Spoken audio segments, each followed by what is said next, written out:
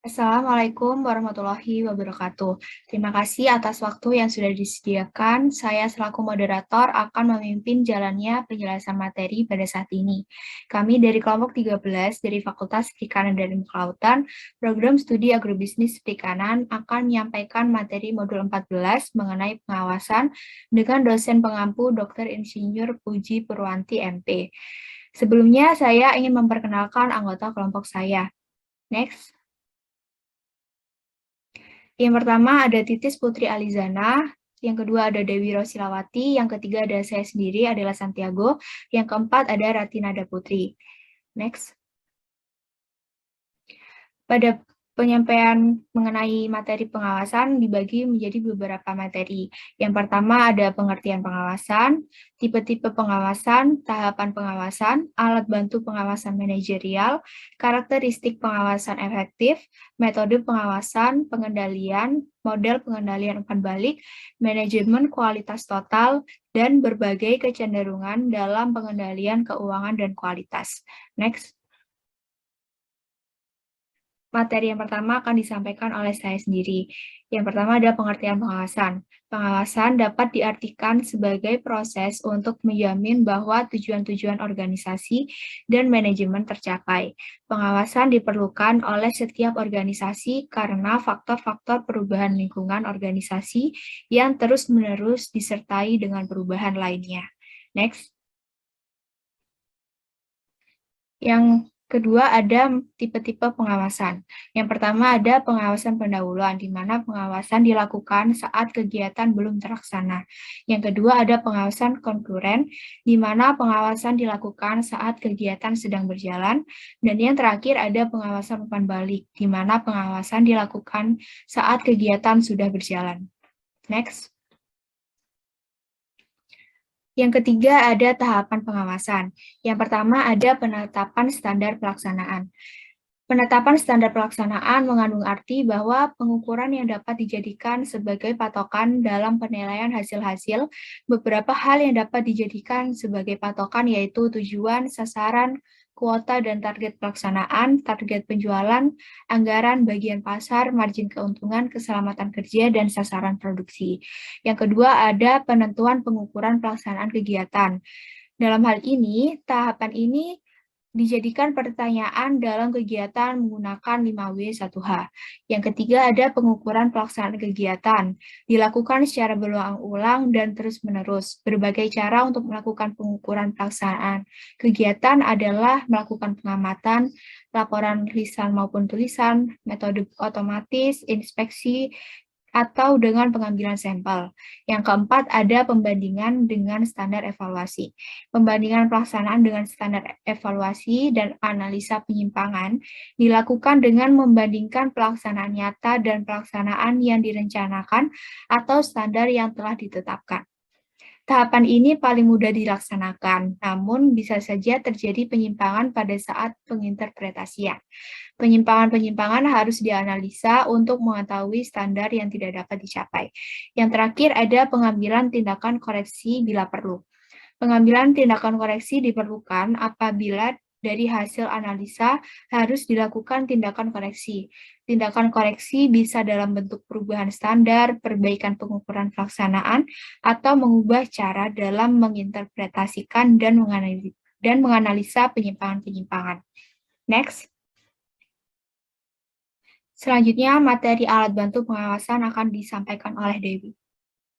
Alat bantu pengawasan manajerial itu terbagi menjadi dua macam, yaitu yang pertama ada manajemen by exception atau MBE, yang merupakan metode pengawasan yang memungkinkan manajer untuk mengarahkan perhatiannya pada bidang-bidang pengawasan yang paling kritis dan mempersilakan karyawan atau tingkat manajemen rendah untuk menangani variasi-variasi rutin.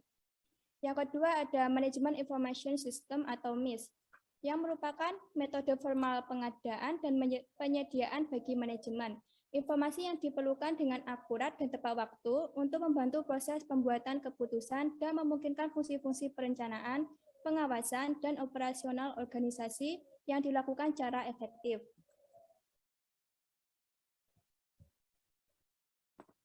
Adapun karakteristik pengawasan efektif yaitu yang pertama ada akurat, Kedua ada tepat waktu, ketiga ada objektif dan menyeluruh, keempat ada terpusat, kelima ada realistis secara ekonomis, keenam ada realistis secara organisasional, ketujuh ada terkoordinasi, kedelapan ada fleksibel, kesembilan ada diterima para anggota organisasi, dan yang ke-10 merupakan bersifat sebagai petunjuk dan operasional. Selanjutnya saya serahkan kepada moderator. Baik, terima kasih Dewi atas penjelasan materinya. Selanjutnya, materi berikutnya akan disampaikan oleh Ratih. Selanjutnya ada metode pengawasan. Metode pengawasan ada dua, yaitu pengawasan non-kuantitatif dan pengawasan kuantitatif. Pengawasan non-kuantitatif adalah metode pengawasan yang digunakan untuk melaksanakan fungsi-fungsi manajemen. Contohnya evaluasi pengawasan dan laporan lisan atau tertulis. Selanjutnya ada pengawasan kuantitatif. Cenderung menggunakan data-data khusus untuk mengukur dan memeriksa kuantitas dan kualitas. Contohnya ada anggaran dan audit. Anggaran dibagi menjadi dua, yaitu anggaran operasi, anggaran pembelanjaan modal, anggaran penjualan, dan anggaran kas. Yang kedua ada anggaran khusus planning, programming, budgeting system, bisa disingkat dengan PPBS. Zero based budgeting bisa disingkat dengan ZBB, dan human resource accounting bisa disingkat HRA. Yang kedua ada audit seperti internal audit, external audit, dan manajemen audit. Next. Pengendalian. Pengertian pengendalian adalah pengaturan yang sistematis dari aktivitas-aktivitas organisasional untuk menjadikan mereka konsisten dengan harapan-harapan yang dibentuk dalam rencana, target, dan standar kinerja. Fokus pengendalian organisasional ada 3, yaitu pengendalian umpan maju. Pengendalian umpan maju adalah pengendalian yang berusaha untuk mengidentifikasi dan mencegah penyimpangan-penyimpangan sebelum mereka muncul. Yang kedua ada pengendalian yang berkesinambungan. Pengendalian berkesinambungan adalah pengendalian yang mengawasi aktivitas-aktivitas karyawan yang dilakukan terus-menerus untuk memastikan mereka konsisten dengan standar kinerja. Yang ketiga ada pengendalian umpan balik. Pengendalian umpan balik feedback control berfokus pada hasil-hasil organisasi, khususnya produk akhir atau layanan. Selanjutnya saya serahkan ke moderator.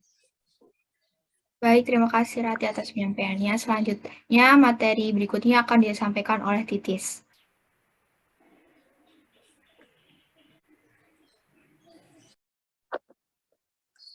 Materi selanjutnya yaitu model pengendalian umpan balik. Langkah-langkah pengendalian umpan balik. Yang pertama yaitu membangun standar kerja. Membangun standar kerja yaitu para manajer mendefinisikan tujuan untuk departemen organisasional secara spesifik, bentuk-bentuk operasional yang meliputi standar kinerja yang digunakan untuk membandingkan aktivitas organisasional. Yang kedua yaitu mengukur kinerja aktual, yaitu mempersiapkan laporan ukuran kinerja kuantitatif formal yang ditinjau oleh para manajer setiap hari, setiap minggu, atau setiap bulan. Diamankan ukuran-ukuran yang dipakai harus berkenan dengan standar-standar yang ditentukan pada langkah pertama proses pengendalian. Yang ketiga yaitu membandingkan kinerja dengan standar, yaitu para manajer menginterpretasikan penyimpangan-penyimpangan yang terjadi dan diharapkan menggali lebih dalam dan menemukan penyebab masalah tersebut. Yang keempat yaitu mengambil tindakan korektif, di mana para manajer menentukan perubahan-perubahan jika ada yang diperlukan. Selanjutnya yaitu penerapan penganggaran belanja. Anggaran belanja diciptakan untuk setiap divisi atau departemen dalam sebuah organisasi. Tidak peduli seberapa kecil, selama ia menampilkan proyek, program, atau fungsi yang berbeda. Next. Manajemen kualitas total, yaitu komitmen seluruh organisasi untuk menamakan kualitas dalam setiap aktivitas lewat perkembangan yang berkelanjutan. Teknik-tekniknya yaitu ada yang pertama yaitu lingkaran kualitas, yaitu kelompok yang terdiri atas 6-12 karyawan sukarela yang bertemu secara rutin untuk mendiskusikan dan memecahkan masalah yang mempengaruhi kualitas kerja mereka. Selanjutnya ada acuan didefinisikan sebagai proses pengukuran produk, layanan, dan praktik yang berlangsung terus-menerus terhadap kompetitor paling tanggung atau perusahaan-perusahaan yang diakui sebagai pemimpin industri. Selanjutnya ada Sigma 6, merupakan pendekatan pengendalian kualitas yang mengibaratkan pengajaran terus-menerus akan kualitas yang lebih tinggi dan biaya yang lebih rendah. Selanjutnya ada waktu siklus yang dipersingkat, merujuk pada langkah-langkah yang diambil perusahaan untuk menyelesaikan suatu proses perusahaan seperti dan lain sebagainya. Yang terakhir, orientasi perbaikan dan peningkatan kecil dalam jumlah besar di seluruh bidang dalam organisasi yang terjadi secara terus-menerus. Faktor kooperatif yaitu karyawan memiliki keterampilan. Selanjutnya, memotivasi karyawan dan partisipasi dan kerjasama. Faktor negatifnya yaitu harapan manajer terlalu tinggi. Manajer menengah tidak puas karena kehilangan wewenang dan diskusi tidak dilakukan secara menyeluruh.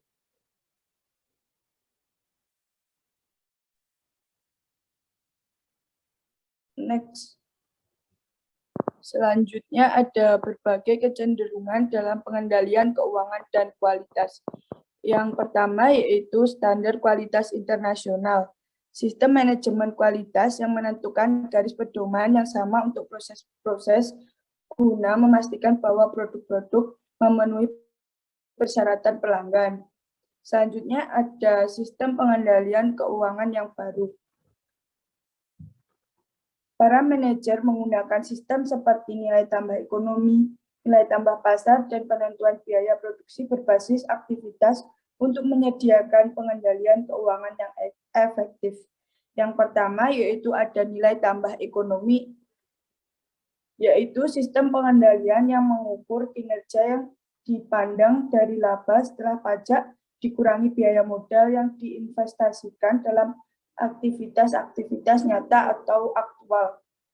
Yang kedua yaitu ada nilai tambah pasar. Menambahkan dimensi lain karena ia mengukur perkiraan pasar saham mengenai nilai masa lalu perusahaan dan proyek-proyek investasi modal perusahaan yang sudah diperuntukkan. Yang ketiga yaitu penentuan biaya produksi berbasis aktivitas, yaitu sistem pengendalian yang mengidentifikasikan berbagai aktivitas yang dibutuhkan untuk menyediakan produk dan mengalokasikan biaya yang sesuai. Selanjutnya saya kembalikan ke moderator. Baik, terima kasih Titis atas penjelasannya. Itu tadi adalah penjelasan mengenai materi pengawasan dari kelompok kami. Apabila ada pertanyaan, bisa disampaikan melalui Google Classroom atau pada pertemuan secara sinkron sesuai jadwal mata kuliah. Sekian dari kami, mohon maaf apabila ada kesalahan kata. Wassalamualaikum warahmatullahi wabarakatuh.